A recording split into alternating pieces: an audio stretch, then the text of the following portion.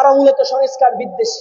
আমরা বলতে চাই, এই বাংলাদেশে যারা জুলাই আন্দোলনে নেতৃত্ব দিয়েছে, রক্ত দিয়েছে, তাদের দাগ এখনো শুকায় নাই।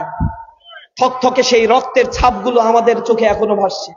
শহীদের কণ্ঠস্বর গুলো আমরা এখনো শুনতে পাই।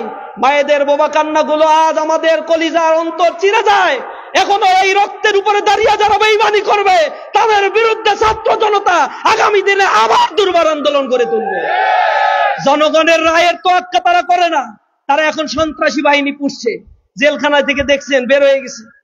নাসিম ওসমান ছিল একটা, শামীম ওসমান নারায়ণগঞ্জে খুব হুমকি দামকি দিত, বোরকা পরে পলাইছে। এখন তার রিপ্লেস আর এক সন্ত্রাসী হয়েছে, সেটা আবার বিএনপি করে। বাংলাদেশের সব জায়গায় এরকম সন্ত্রাসীর একটা ফ্যাক্টরিতে তারা পরিণত করেছে। কারণ ভোট ছিনতাই করতে হবে, লুটপাট করতে হবে। একদিনে গণভোট হইলে, গণভোট যদি আগে হয় তাহলে সমস্যাটা কোথায়? সমস্যাটা হইলো যে আগে গণভোট হইলে অনেক কিছু চুরি করতে পারবে না, তাহলে জনগণ ফুঁসে উঠবে। এ কারণে যা হবার একদিনেই হবে, একদিনেই সব লুটপাট করে যা হয় ক্ষমতা দখল করবে। এই চিন্তায় গণভোট আর নির্বাচন একই দিনে হইতে হবে। তারা উপনির্বাচন, তারা ওই যে আপনারা দেখছেন ইউনিয়ন পরিষদের নির্বাচনের কথা বলছে, না না এটা লাগবে না। উপজেলা নির্বাচন তাও লাগবে না, শুধু লাগবে ক্ষমতায় যাওয়ার জন্য যে নির্বাচন, ওইটাই লাগবে তাদের। জনগণের ম্যান্ডেট কি আসলেই তারা পছন্দ করে? এখন জনগণের কাছে সেই কথাগুলো তুলে ধরতে হবে। বাংলাদেশে যে দুর্নীতির আঁকড়া তৈরি হয়েছে, জনগণ এখন আতঙ্কিত, ঘরে ঠিক মতো ঘুমাতে পারছে না, জীবনের নিরাপত্তা নাই। একটা মানবিক বাংলাদেশ গড়ে তোলার জন্য একমাত্র বাংলাদেশের শেষ ঠিকানাই বাংলাদেশ জামাত ইসলাম।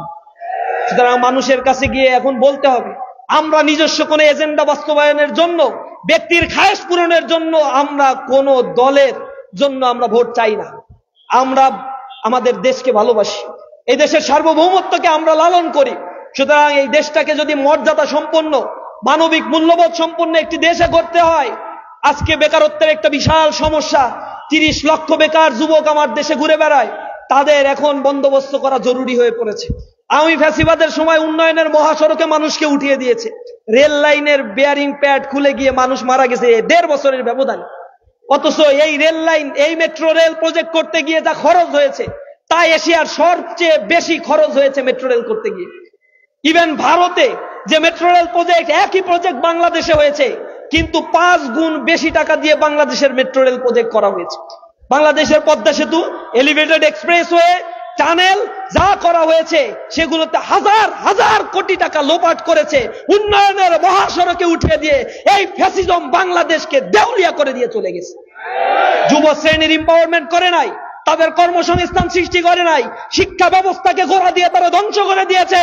সামাজিক একটা বিভাজনের রেখা টেনে চেতনার বলিয়া উড়ে বাংলাদেশের মানুষের মধ্যে এক বিভাজন তৈরি করেছে।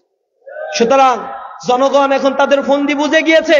আজকে আমাদেরকে দায়িত্ব হলো জনগণের কাছে গিয়ে গিয়ে আমাদের কথাগুলো বলা, নতুন বাংলাদেশের স্বপ্ন দেখানো, তাদের পাশে গিয়ে দাঁড়ানো।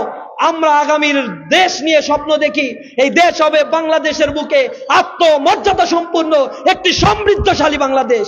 ইনশাআল্লাহ বাংলাদেশ জামাত ইসলামীর নেতৃত্বে আগামী সরকার গঠনের মধ্য দিয়ে এই দেশটি পৃথিবীর বুকে 5 বছরের ব্যবধানে একটি সমৃদ্ধশালী ট্রিলিয়ন ট্রিলিয়ন ডলারের এক ইকোনমিকে পরিণত হবে ইনশাআল্লাহ। সবাইকে সে আগামীর অনিবার্য সেই সফলতা নিয়ে আসার জন্য সকলের প্রচেষ্টা অব্যাহত রাখার উদাত্ত আহ্বান জানিয়ে আমার কথা শেষ করছি। আসসালামু আলাইকুম ওয়া রাহমাতুল্লাহি ওয়া বারাকাতুহু।